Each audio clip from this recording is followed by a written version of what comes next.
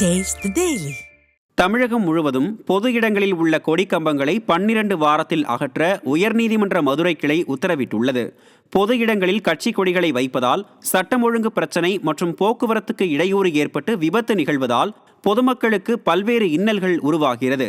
இதனை கருத்தில் கொண்டு தமிழகத்தில் தேசிய நெடுஞ்சாலை, மாநில நெடுஞ்சாலை மற்றும் உள்ளாட்சித்துறைக்கு சொந்தமான இடங்களில் அமைக்கப்பட்டுள்ள அனைத்து அரசியல் கட்சி மற்றும் இயக்கங்கள் மத ரீதியான அனைத்து கொடிக்கம்பங்களையும் 12 வாரங்களுக்குள் அகற்ற வேண்டும் என நீதிபதி இளந்தரையன் உத்தரவிட்டார்.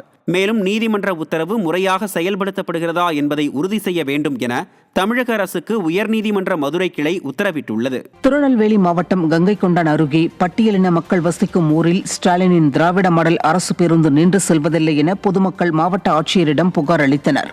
துறையூர் பகுதியில் பேருந்து நின்று செல்ல அரசு உத்தரவிட்டும் பட்டியலின மக்கள் என்பதால் பேருந்துகள் நின்று செல்வதில்லை என்றும் பெண்களை அருவருக்கத்தக்க வகையில் திட்டுவதாகவும் குற்றச்சாட்டு எழுந்துள்ளது.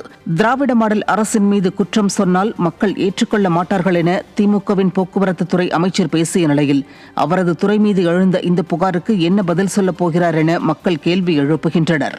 ஸ்டாலினின் திராவிட மாடல் அரசு பட்டியலின விரோத போக்கை கடைபிடித்து வருவதாக குற்றம் சாட்டும் மக்கள் கங்கைகொண்டான் அடுத்த துறையூர் கிராமத்தில் சிப்காட் தொழிற்சாலையிலிருந்து வெளியேறும் கழிவுநீர் குளத்தில் கலப்பதை தடுக்க நடவடிக்கை எடுக்க வேண்டும் என்றும் புகார் அளித்தனர். இவங்க ஒழுங்கா ஆணை பிறப்பிச்சாதான் கண்டக்டர் டிரைவர் ஓட்டுநர் நடத்துற ஒழுங்கா செயல்படுத்துவாங்க. அவங்க தகாத வார்த்தை அசிங்கமா பொம்பளையில பேசுறது. ஏமா உனக்கு என்னமா துறையூர்ல எதுக்கு இறங்குத?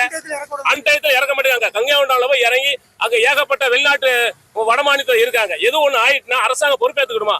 அரசாங்கம் வர இந்த அரசு ஒரு புண்ணியத்துக்கு ஒண்ணும் சரியில்லை. அவங்க செயல்பாடு சரி கிடையாது. 3 வருஷம் ஆட்சியும் கேவலமா தான் இருக்கு. மக்களுக்கு எந்த பயன்பாடும் அது கிடையாது. மக்களை வஞ்சிக்க அரசா தான் இருக்கு.